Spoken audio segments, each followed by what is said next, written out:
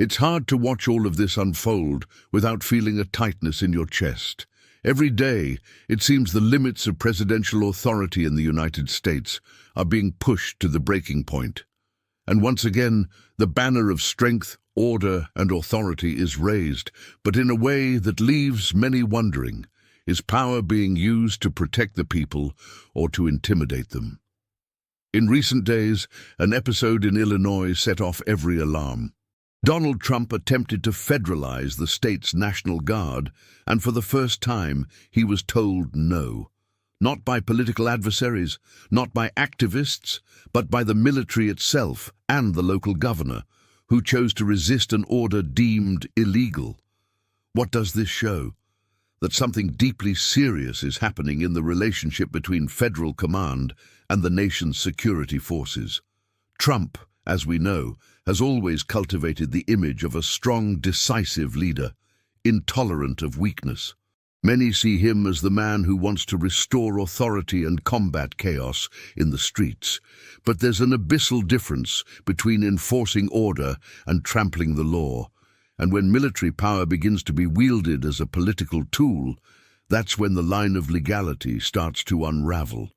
The Illinois case might seem like just another conflict between governments, but it's not.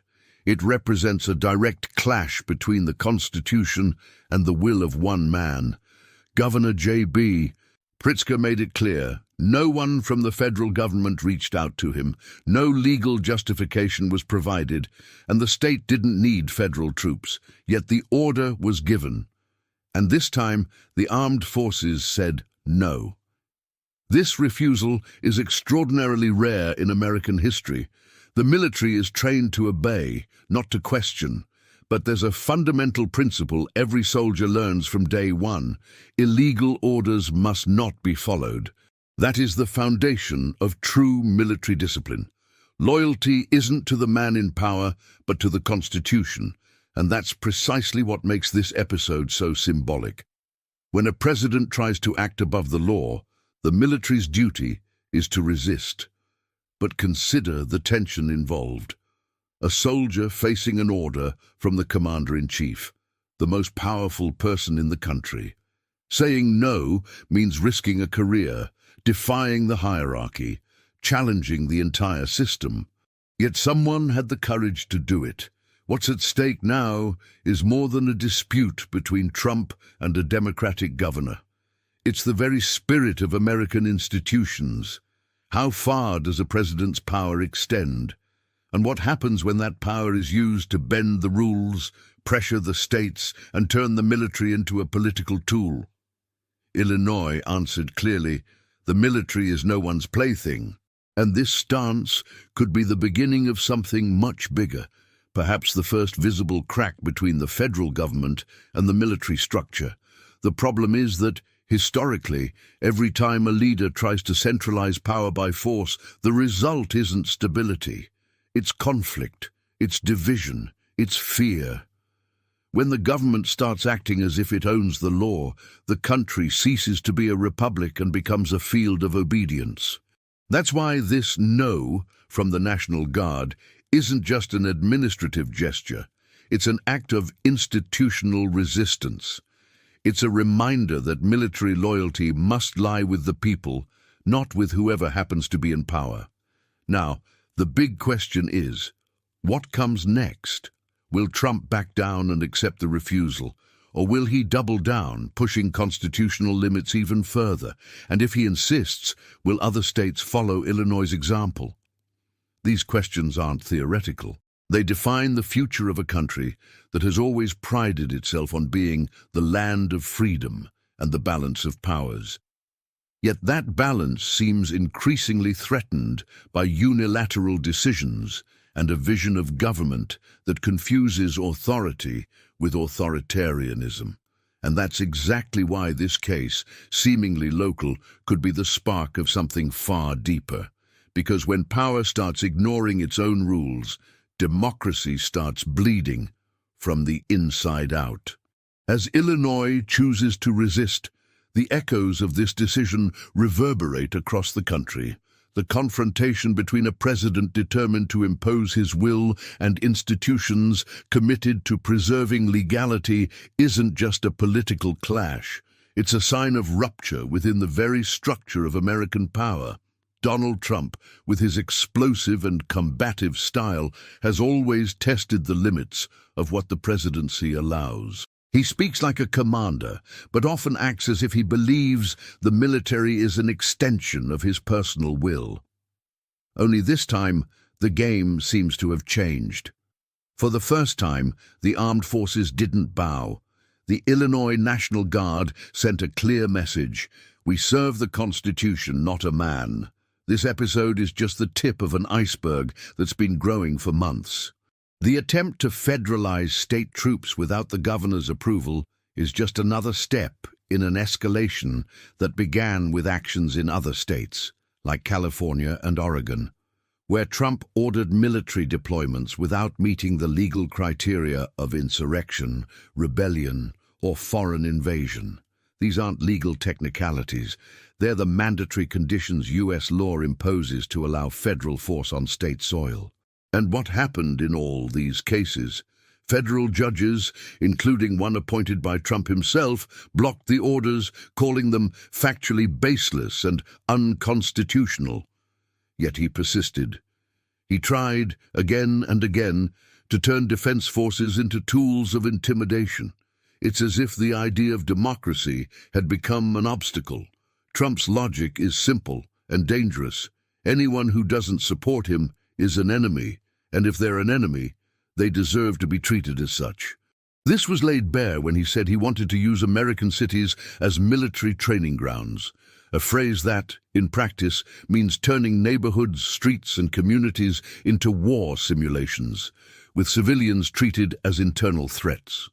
For older Americans who grew up hearing about freedom, honor, and respect for institutions, this stance feels like a gut punch. Many of these men and women saw their country win wars, topple dictatorships, and fight authoritarian regimes, all in the name of democratic values. And now, suddenly, they're watching a leader within their own country try to use the military to impose his authority over American citizens. Glenn Kirshner, a former Army officer, put it clearly: "We're trained to obey lawful orders, but also to disobey unlawful ones." This sentence captures what's at stake.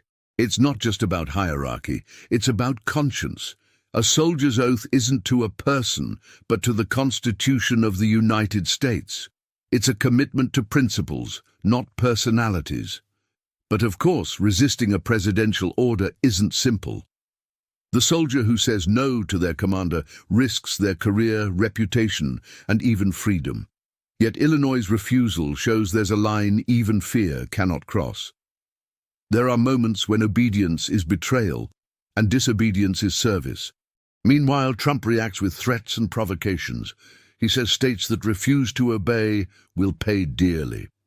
This kind of rhetoric may please part of his base, but it destroys the delicate balance that holds the American Union together. Federalism, once a symbol of equilibrium between the states and Washington, now seems like a political battleground. What's most concerning is the precedent. If one president believes they can order the military to be used against their own people, what stops the next one from doing the same, and the one after that? History shows that authoritarian regimes aren't born from sudden coups, but from a succession of small abuses that are tolerated.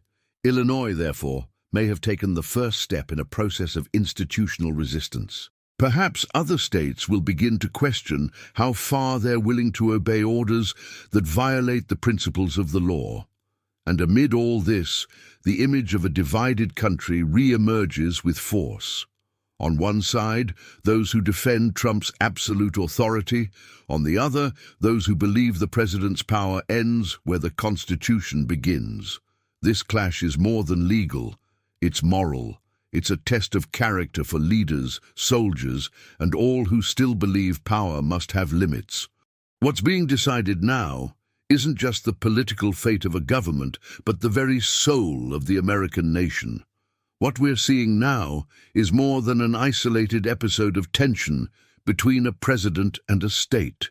It's the reflection of a government that has grown accustomed to confusing authority with absolute power, leadership with imposition, patriotism with blind obedience.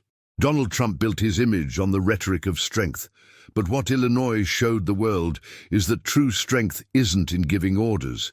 It's in having the courage to say no when power tries to overstep the bounds of the law. The decision by the Illinois National Guard and Governor J.B. Pritzker to reject federalization isn't just an administrative act. It's a gesture of civil and military resistance. It's a reminder that even in the face of a central command, acting on impulse and ambition, there are still men and women willing to defend the Constitution above any political figure. That is true patriotism. Not what's shouted at rallies, but what's practiced in silence, with courage and conscience. Throughout his career, Trump has always flirted with authoritarianism. When institutions oppose him, he attacks them. When courts limit him, he accuses them of conspiracy. When governors question his orders, he threatens to punish them. It's a repeating pattern, a predictable script from someone who refuses to accept that the presidency has legal boundaries. And this insistence on governing by imposition, not persuasion, erodes the very foundation of the republic. The question that remains is, how far can this go? How long can a president act as if he's above the law, defying courts, dismissing governors, and turning the armed forces into instruments of personal power? History shows that no country survives for long when its leader begins to believe they're bigger than the Constitution. And what's most alarming, Trump seems to genuinely believe the military belongs to him. When he says he wants to use American cities as military training grounds, he's declaring something far beyond bluster. He's saying he sees his own people as internal enemies. That's a dangerous mindset, and all too familiar to those who know the darkest chapters of world history. The Illinois case, therefore, is more than a dispute between a state and the president. It's a turning point. For the first time, a military institution under federal command has refused to carry out a presidential order backed by legality. And this sets a precedent that could redefine the relationship between executive power and military power.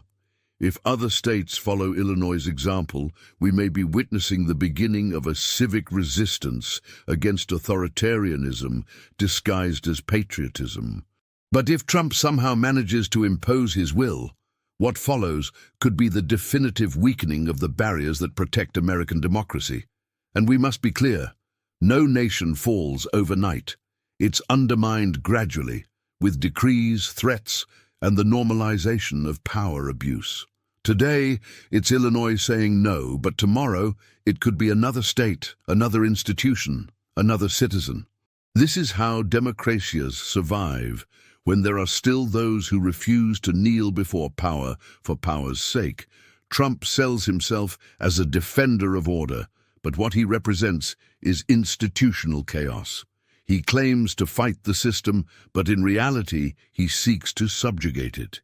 He says he defends the people, but he treats them as a mass to be controlled. A true leader doesn't need armies to command respect. They need principles, and that's precisely what's missing in the White House today. As the United States faces this crossroads, the world watches. The image of a power that has always taken pride in its constitution is now tarnished by a government that defies its own laws.